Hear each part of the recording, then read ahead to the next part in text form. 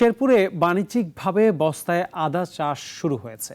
বাড়তি খরচ, কীটনাশক ও সেচ সুবিধার প্রয়োজন না পড়ায় এতে আগ্রহ বাড়ছে কৃষকদের। কৃষি বিভাগ বলছে জেলাটিতে প্রায় 7 লাখ বস্তায় আদা চাষ হয়েছে। তারিকুল ইসলামের প্রতিবেদন, জানাচ্ছেন সুরাইয়া আক্তার। শেরপুরের তারিফ হাসান ব্যবসায়ী কৃষি উদ্যোক্তা হতে চেয়েছিলেন।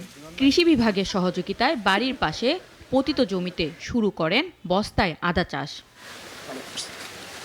1 বিঘা জমিতে 4000 বস্তা, খরচ প্রায় 1.5 লাখ টাকা, আয় হতে পারে 3 লাখ টাকা, আশায় তারিফ। আশা করতেছি ফলনও ভালো আসবে। আর আমার এই 4000 বস্তার আদা চাষে এলাকাবাসী অনেকেই আদা চাষে আগ্রহী।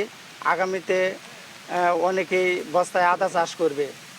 বস্তায় আদা চাষের বিষয়টি ছিল অবিশ্বাস্য, এখন আগ্রহী অনেকেই। আমিও করবার নাকি চেষ্টা করতেছি, আগামীতে ইনশাল্লাহ করব। অনেক শাকসবজি করছি কিন্তু লাভবান হইতে পারি নাই।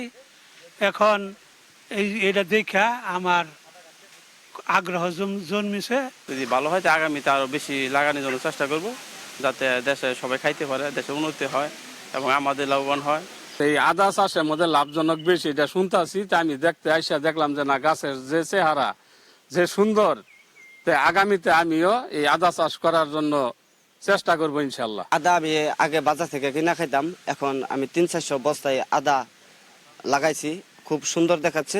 কৃষি বিভাগ বলছে ছায়াযুক্ত স্থান, পুকুর পাড় ও পতিত জমি এর জন্য উপযুক্ত স্থান।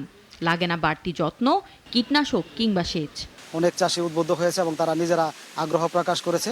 আদা চাষ একটি লাভজনক ফসল, যে কারণে পারিবারিক চাহিদা মিটিয়ে আমদানি নির্ভরতা অনেকাংশে কমানো সম্ভব। জেলার ছায়াযুক্ত পতিত জমি হয়ে উঠবে আদা চাষের বাণিজ্যিক খামার, প্রত্যাশা কৃষি সংশ্লিষ্টদের। সুরাইয়া আক্তার, নাগরিক।